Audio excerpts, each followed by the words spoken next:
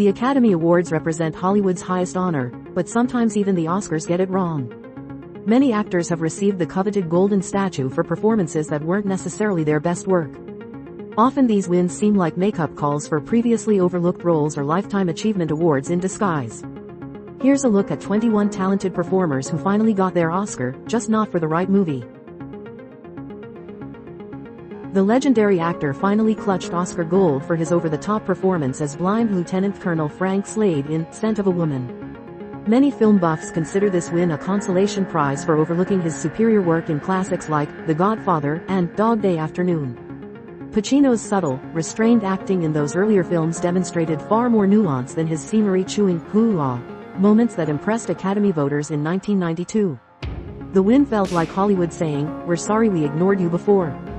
His portrayal of Michael Corleone remains one of cinema's most measured character evolutions, making the timing of his actual win all the more ironic. Washington's corrupt cop Alonzo Harris in Training Day earned him Best Actor in 2001, but cinema historians frequently point to his transformative work as civil rights leader Malcolm X as his defining performance. His Oscar-winning role allowed him to play against type as a charismatic villain. The intensity Washington brought to Malcolm X created a fully realized portrait that transcended mere impersonation. Director Spike Lee publicly expressed disappointment when the Academy passed over this towering achievement. Many view Washington's Training Day Oscar as the Academy making amends for their previous oversight, rewarding a great actor for a flashier, less substantial role than his historical masterpiece. Winslet's sixth nomination finally brought victory for The Reader, playing a former Nazi guard with a secret. Meanwhile, her emotionally raw work in Eternal Sunshine of the Spotless Mind and iconic Rose in Titanic went unrewarded despite deeper cultural impact. The British actress herself seemed surprised by which performance finally broke her losing streak. Her portrayal of Hannah Schmitz felt like a traditional Oscar bait role, accented, dramatic, and in a Holocaust-themed film. Critics widely agree her vulnerable, multi-layered performance as Clementine in Eternal Sunshine showcased more range and originality than the solemn, restrained work that eventually won her the statuette. After 5 previous nominations, DiCaprio finally won for enduring brutal filming conditions in The Revenant. The award celebrated his commitment to suffering for his art more than the performance itself. He ate raw bison liver and slept inside animal carcasses during production. Meanwhile, his magnetic work in The Wolf of Wall Street showcased unexpected comedic timing and physical comedy. His portrayal of Howard Hughes in The Aviator demonstrated remarkable psychological depth. The narrative around his win focused heavily on the physical challenges rather than acting nuance. This exemplifies the Academy's tendency to reward visible suffering and transformation over subtle character work that actually demands greater skill. Newman returned to the role of pool hustler Fast Eddie Felson in The Color of Money, and finally won his first competitive Oscar after 7 previous nominations. The performance was solid but lacked the iconic status of his work in Cool Hand Luke, or the original The Hustler. His defiant prisoner in Cool Hand Luke became a cultural touchstone with unforgettable moments like the egg-eating contest and the line, "What we've got here is failure to communicate." Newman brought a wounded dignity to these earlier roles that defined his screen persona. The Academy essentially admitted the make-up nature of the award by giving him an honorary Oscar in 1986, the same year he won for The Color of Money. Oldman disappeared under prosthetics to play Winston Churchill in Darkest Hour, finally winning after decades of transformative performances. The Academy loves physical transformations, but his subtle work as George Smiley in Tinker Tailor Soldier Spy showcased more acting skill with less artificial assistance. As Smiley, Oldman conveyed volumes through micro-expressions and calculated stillness. His performance required viewers to lean in and pay attention rather than marvel at makeup effects. Oldman's Churchill joined the long tradition of actors winning for playing real historical figures rather than creating original characters. His impressive filmography includes dozens of more inventive performances that went unrecognized by Oscar voters. Moore finally secured her Oscar portraying a linguistics professor with early-onset Alzheimer's in Still Alice. The Academy has a history of rewarding actors who play characters with illnesses or disabilities, sometimes overlooking more complex performances. Her work in Todd Haynes' Far From Heaven, as a 1950s housewife discovering her husband's homosexuality while developing feelings for her black gardener required extraordinary emotional restraint. The period melodrama showcased Moore's ability to convey repressed emotion beneath a polished surface. Similarly, her porn star character in Boogie Nights created a touching portrait of misplaced maternal instincts. Both performances demonstrated greater range than the straightforward sympathy generated by her Alzheimer's portrayal. America's Sweetheart finally won gold for The Blind Side, playing real-life Southern mom Leigh Anne Toohey who adopts a homeless teen. The feel-good biopic earned Bullock her statue despite criticism about white savior narratives. Just 4 years later, her work in Alfonso Cuarón's Gravity demonstrated remarkable technical skill. Acting mostly alone against green screens, Bullock conveyed genuine terror, grief, and determination while handling complex choreography in simulated zero-gravity. The contrast highlights the Academy's preference for heartwarming true stories over technical acting challenges. The Blind Side gave Bullock a showy Southern accent and inspirational speeches, while Gravity required her to carry an entire film through subtle emotional shifts under difficult filming conditions. The Dude finally abided with Oscar voters when Bridges won for playing alcoholic country singer Bad Blake in Crazy Heart. The performance hit familiar notes in the tortured artist finds redemption genre that Academy members consistently reward. Meanwhile, his iconic role as the Dude in The Big Lebowski created a cultural phenomenon that continues to inspire festivals, merchandise, and even a religion called Dudism. The character's laid-back philosophy and Bridges' perfectly calibrated performance created an enduring archetype. His alien visitor in Starman also demonstrated remarkable physical control as he portrayed a being learning to inhabit a human body. Both performances required more creativity and risk-taking than his eventual Oscar-winning role. Crowe's commanding presence as Roman General Maximus in Gladiator won hearts and votes, but his work the previous year deserved the gold. His portrayal of whistleblower Jeffrey Wigand in The Insider showcased remarkable subtlety as an ordinary man facing extraordinary pressure. The Australian actor gained weight and adopted nervous mannerisms to embody the corporate scientist who risked everything to expose big tobacco.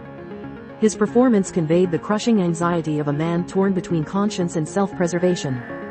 Gladiator gave Crowe memorable lines and heroic moments, but required less nuance than the quiet desperation he brought to The Insider. The Academy chose the sword-wielding warrior over the conflicted whistleblower in a classic case of spectacle over substance. Witherspoon's turn as June Carter Cash in Walk the Line showcased her singing abilities and charm, earning her Oscar Gold.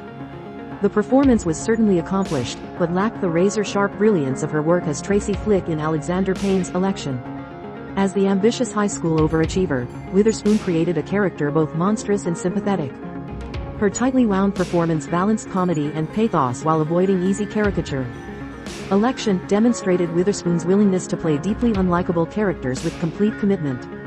The Academy typically rewards actors playing historical figures, like June Carter, over original characters, especially when the role includes an additional skill like singing or playing an instrument. Zellweger's portrayal of Judy Garland in her final performing years earned a Best Actress win after a 6-year Hollywood hiatus. The role checked Oscar bait boxes, playing a real person, performing songs, and depicting suffering. Years earlier, her work in Chicago showcased more impressive triple threat talents as she sang, danced, and acted with spectacular energy. Her supporting turn in Cold Mountain demonstrated remarkable transformation into a tough, no-nonsense farm woman, a complete departure from her usual screen persona. While her Garland impersonation was technically proficient, it lacked the originality of her earlier work. The Academy seemed more impressed by the comeback narrative and the challenge of portraying a beloved icon than by the performance itself. Jones won Best Supporting Actor as the relentless U.S. Marshal Sam Gerard hunting Harrison Ford in The Fugitive. While entertaining, the role primarily required his trademark gruffness rather than emotional depth. His devastating work in the miniseries, Lonesome Dove, as Texas Ranger Captain Woodrow Call showcased a lifetime of regret beneath a stoic exterior. Though television, this performance is widely considered his finest character study. Later, his heartbreaking portrayal of a father searching for his missing soldier son in the Valley of Elah demonstrated remarkable restraint and quiet grief. The Academy chose to reward Jones for his most commercial, accessible performance rather than his more challenging work that required viewers to read between the lines. "Show me the money" became the catchphrase that launched Gooding Jr. to Oscar glory as football player Rod Tidwell in Jerry Maguire. His energetic performance captured hearts, but his subsequent career suggests the Academy jumped the gun in anointing him. His earlier work in Boys and the Hood, as Trey Styles showed more dramatic potential and depth. Director John Singleton coaxed a thoughtful performance from the young actor that balanced vulnerability and strength. Gooding Jr.'s Oscar win represents a cautionary tale about rewarding actors too early in their careers. While his Tidwell was undeniably charismatic, the win set expectations his later roles couldn't meet. The contrast between his Oscar moment and subsequent direct-to-video films creates one of Hollywood's more perplexing career trajectories. Tomei's win for playing brash Brooklyn auto expert Mona Lisa Vito in My Cousin Vinny shocked Hollywood. The comedy performance defeated veterans Judy Davis, Vanessa Redgrave, Miranda Richardson, and Joan Plowright, sparking unfounded rumors that presenter Jack Palance had read the wrong name. While her comedic timing was impeccable, the lightweight role seemed incongruous among typically serious Oscar-winning performances. The Academy rarely rewards comedy, making her victory all the more unusual. Tomei later proved her dramatic abilities with nominations for In the Bedroom and The Wrestler, silencing early critics. Her win represents one of Oscar's rare moments of recognizing that comedy requires just as much skill as drama, even if the timing of the recognition raised eyebrows. Dench claimed Oscar gold for just 8 minutes of screen time as Queen Elizabeth I in Shakespeare in Love. Her commanding presence made every second count, but the brevity of the role raised questions about whether the award recognized this specific performance or her overall excellence. The British acting dame had already established herself as one of the greatest performers of her generation through decades of stage work and films. Many viewed her win as an acknowledgement of her illustrious career rather than this particular cameo. The Academy has occasionally awarded brief performances. Beatrice Straight won for 5 minutes in Network, but Dench's victory stands out as a prime example of reputation outweighing actual screen time. Her regal bearing and withering glances made a memorable impression despite minimal opportunity. At 82, Plummer became the oldest acting Oscar winner for his role as a man coming out late in life in Beginners. The performance was charming and poignant, but arrived after decades of superior work had gone unrecognized. His devastating portrayal of Mike Wallace in The Insider captured the legendary journalist's complex mix of integrity and vanity. As Leo Tolstoy in The Last Station, Plummer embodied the Russian literary giant with remarkable vitality and inner conflict. The Academy often rewards veteran actors with career Oscars, disguised as recognition for current work. Plummer's case is particularly striking since he delivered some of his finest performances in his 70s and 80s, making his belated recognition feel simultaneously deserved yet mistimed. Brody became the youngest Best Actor winner at 29 for his haunting portrayal of Holocaust survivor Władysław Szpilman in The Pianist. His win came as a surprise against powerhouse nominees Daniel Day-Lewis, Gangs of New York, and Jack Nicholson, About Schmidt. Director Roman Polanski pushed Brody to physical extremes, having him lose significant weight and learn to play Chopin pieces. The resulting performance was undeniably powerful, showing a man clinging to humanity in inhumane circumstances. The debate isn't whether Brody deserved recognition, but whether his less established career should have trumped Day-Lewis' transformative work as Bill the Butcher.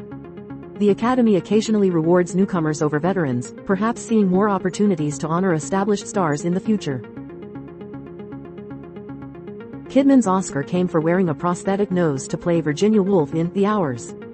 The physical transformation and accent work impressed voters, but her nose became the performance's most discussed aspect, overshadowing her acting choices. Her work in To Die For as ambitious weather girl Suzanne Stone showcased her ability to blend comedy and sociopathy. As courtesan Satine in Moulin Rouge, she delivered a tour de force combining singing, dancing, comedy, and heartbreaking vulnerability. The Academy's fascination with physical transformations often rewards actors who look least like themselves. Kidman's Woolf was certainly accomplished, but lacked the originality and daring of her earlier work where she created memorable characters without relying on prosthetics. Italian filmmaker Benigni made Oscar history by directing himself to a Best Actor win for Life is Beautiful, a Holocaust comedy drama that divided critics. His exuberant acceptance speech, climbing over seats and declaring he wanted to make love to everybody, became more memorable than the performance itself. The competition that year included Ian McKellen's nuanced portrayal of director James Whale in Gods and Monsters, and Edward Norton's complex neo-Nazi in American History X. Both delivered performances with more psychological depth. Benigni's win represents the Academy occasionally rewarding foreign performers who break through to American audiences. The victory seemed to celebrate the film's audacious concept of finding humor amid tragedy more than the specific acting achievements. Hollywood's most famous cowboy finally lassoed an Oscar playing one-eyed Marshal Rooster Cogburn in True Grit. The role allowed Wayne to poke fun at his tough guy image while showcasing his underrated comedic timing. Film historians widely consider his searing performance as obsessive Ethan Edwards in John Ford's The Searchers to be his artistic pinnacle. Wayne's portrayal of a man consumed by hatred and revenge revealed psychological complexities absent from his more straightforward heroic roles. The Academy has a long tradition of giving delayed recognition to icons late in their careers. Wayne's Oscar for True Grit represents a classic example of honoring an actor's cultural significance and lifetime contribution to cinema rather than identifying their greatest artistic achievement. The post-21 actors who won Oscars for the wrong movie appeared first on Back in Time Today.